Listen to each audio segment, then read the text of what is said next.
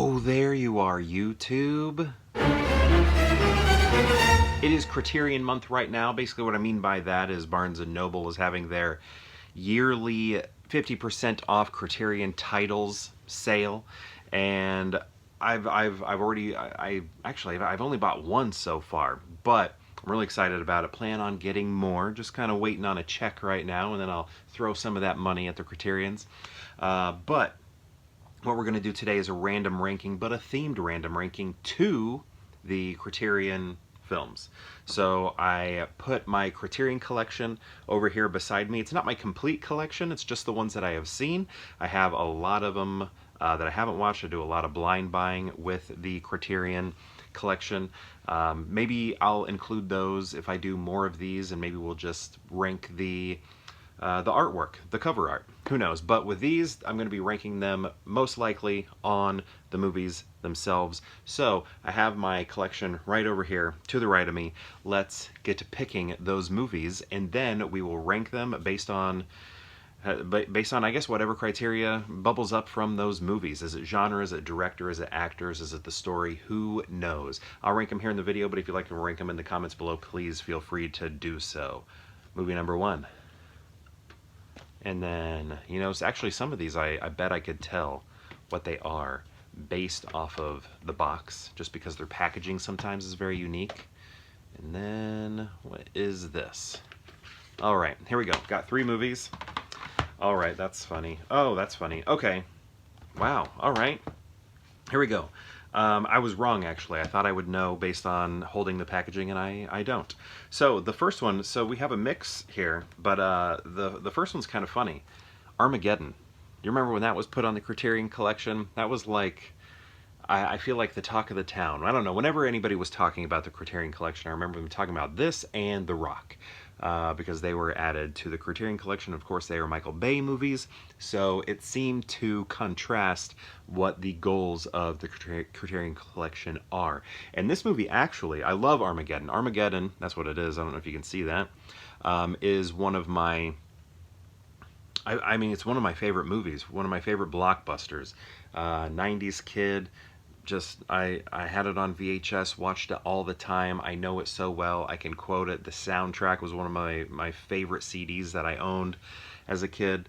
But here we have the director's cut, and I'm trying to remember if you can do either one, because with the Criterion collection here, with this film, it's like what the director intended, I think, you to see.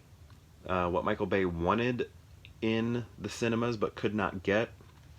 But I know the VHS so well that when I watch this, I actually don't like this version, so I don't watch it. My wife has just the normal version on DVD. Actually, I think she has it on Blu-ray. I don't know. I think it's on Blu-ray. And that's the one we watch. I don't like this one. I've watched you know, some of the commentary, gag reels, and things like that. Was it commentary on this? Deleted scenes, things like that, but there is the extended edition here, the director's cut, and I don't recommend it. You do get a like Alfred Hitchcock style small cameo from Michael Bay in the movie. He, like, I'm pretty sure is laying out some blueprints or something like that. And I guess because we're talking about Criterion, I'm going to talk about that. Oh, yeah. I'm going to talk about the director's cut, because I'm pretty sure that's the main movie on there, unless I'm thinking it is. Nope, there it is. The exclusive director's cut containing previously unseen footage. So that's what this is. Wow. Yeah, 2 commentary tracks. I don't know if it has the theatrical on here. I don't think so, because I think that's why we don't keep it upstairs to watch, because we have a certain group of movies that we watch over and over again, and those are upstairs, and that's where our other cut of Armageddon is. But yeah, Armageddon is on the Criterion collection. In the Criterion collection, in it. Next we have Godzilla, the original Godzilla. This is unboxed here, and that's, I guess, because I have it in a couple different versions. And I usually am watching movies down here. This is my studio. Movies that my wife wouldn't want to watch, I watch down here. So I do that over there, and I only just recently finally upgraded to a Blu-ray.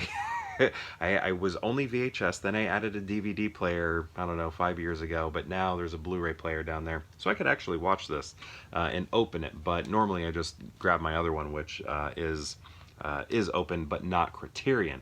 But the cool thing about this is it has the Japanese version, and then also, if I remember correctly, maybe that's my other copy, I believe this one also has the American version as well, where they included the American actors for American audiences. So you have like two cuts of the movie, and I'm pretty sure that's what this has. I'm trying to see here. Black and white. Let's see. I don't know. Is that in here? Yes, yes, the 56 reworking of the original. Okay, is that right? Reworking. Oh, that's a high definition. Okay, I don't know. Maybe this one doesn't have the American version, but the other one that I have over there somewhere does. So yeah, this is Godzilla. It's a fantastic movie. You know, the themes that it's touching on with World War II and all of that. Well, that's very interesting. So, great movie. And if we're like looking at all the Godzilla films, is this one the best? I mean, it may not be the most fun, but I feel like it's like the best one, right? Next, we have this movie right here, which I actually do not like. Never been a fan of The Curious Case of Benjamin Button. But I think, how many times? I think I've seen it twice. I think I've seen it 2 times. And it just didn't do much for me. This is, I don't know. So I guess, why do I own it? That might be a question. This is my wife's. She likes the movie. But for me, I don't know. I just couldn't connect with it. I remember it had all sorts of stuff like comparisons to Forrest Gump, but it's easier for me to watch Forrest Gump than this one. And I don't know.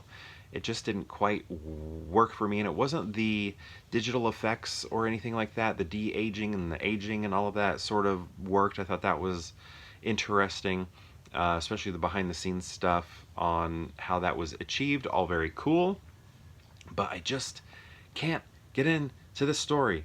And love Cate Blanchett, but I don't think she quite nailed the older version of her character. Not perfectly, but I don't know. There's like some sentimentality to it that I don't know.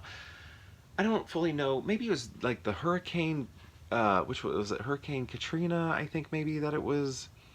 Not Harvey. Yeah, pretty sure it was Hurricane Katrina that it was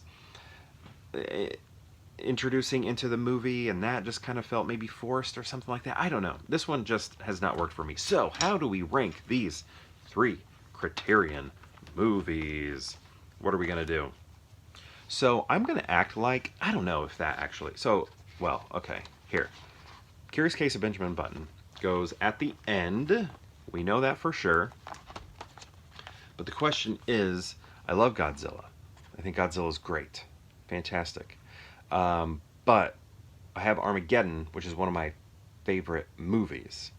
But this is the director's cut, which is not as good as the original, but I can like mentally ignore it. I can mentally cut it from my mind as I'm watching it. You know, I'm basically, I'll point to it and be like, oh, here's that extra piece that didn't need to be in it. So, and you know what's interesting? What I was excited about when I found this was the director's cut, I was like, oh, is it Frankie Noonan? He's one of the oilmen, drillers that go up, but we like never see him. He like has no backstory. Each one, we get a scene with them, and the only thing that we see with him in the movies, like he's bent over and he's like, does this look all right? Does this look okay? Do I look okay to you? Or something like that. Like I think he had something shoved up his rectum or something, and he's in pain. And I was like, oh, this is going to be awesome. We're finally going to get his backstory. They probably cut it for time for the theatrical cut, but there's no additional scenes with Frankie Noonan. That's always bothered me too. So I don't know. I guess I'm fired up and upset about the way the movie that Criterion has on here. If this was the theatrical cut, this is number one by far. This would beat most Criterion Collection films, but it's not happening here. So today we are going to go Godzilla, then Armageddon, even with the things that I don't like that are added to the Criterion cut.